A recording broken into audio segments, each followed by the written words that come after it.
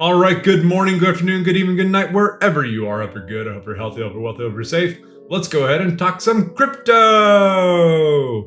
All right, today we're going to continue our series where we are talking about currency and money and where did it come from, where is it today, and where is it going tomorrow. So far, we've talked a little about the role of currency, what is its purpose in society and our economy. We've also talked about things that were used as ancient forms of currency, such as gems, precious metals, stones, feathers, seashells, you name it, they used it. We've also talked about the problem with money, how it corrupts, and you have corrupt leaders who start debasing currency and inflating the amount of currency that's out there in the economy. And today we're going to pick up right where we left off, talking about inflation. But first, what killed General George Washington? Please comment down below. I'm going to give you a few seconds here. If you guessed bloodletting, you are correct. So they let about 2.3 liters of blood out of George Washington's body when he was sick and ailed, and he'd been out riding all night, caught a bad cold, and they thought bloodletting was a good way to solve that. And it got to the point where almost 40% of his blood was drained from him in a 24-hour period, and his heart didn't have enough blood to pump. Where else could this have been a similar problem? Oh, that's right. Everyone heard of the Great Crash, 1929, October? Basically, there was so little money in our nation's economy that the economy actually crashed. They took too much money out of it. They deflated the currency. They took more out, which basically decreases the amount that people have to use to spend to go ahead and do things in the economy, but it increases the value of each of those dollars that was in our economy. But what does this have to do with currency?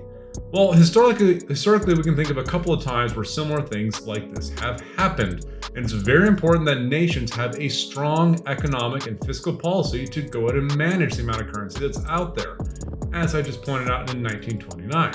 However, inflation overall is actually not necessarily a bad thing. It's not an evil term.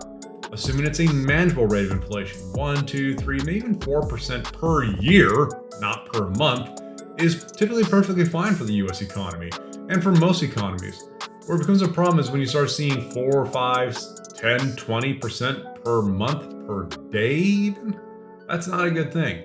So inflation, one of the things that we've seen, there's a couple of prime examples where we've seen some really large inflation.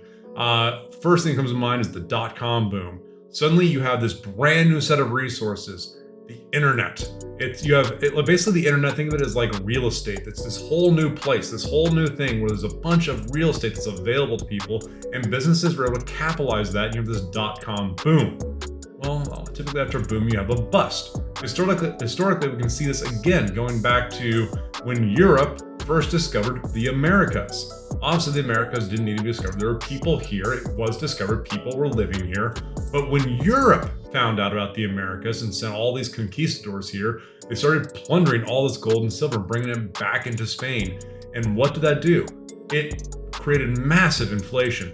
The cost of goods skyrocketed. The only time this was good for anyone is if you owed money, because suddenly, let's say you owe, $100, and now there's, 100% more money out there. The amount is doubled. Well, now you're making a whole lot more, which means it's like you only owe $50. So in cases of debt, inflation is fantastic. Otherwise, inflation, not so great. Something to always be aware of. And keep in mind, a nation, it's okay to have some inflation as long as they have a good fiscal and monetary and economic policies to manage that. All right. Wow, that one ran a little bit long. I do apologize, but thank you for hanging in there. Go and check out my previous videos. Look at those things. Like, subscribe, I don't know. And follow me along. I'll have another video for you on this tomorrow. Otherwise, have a good one.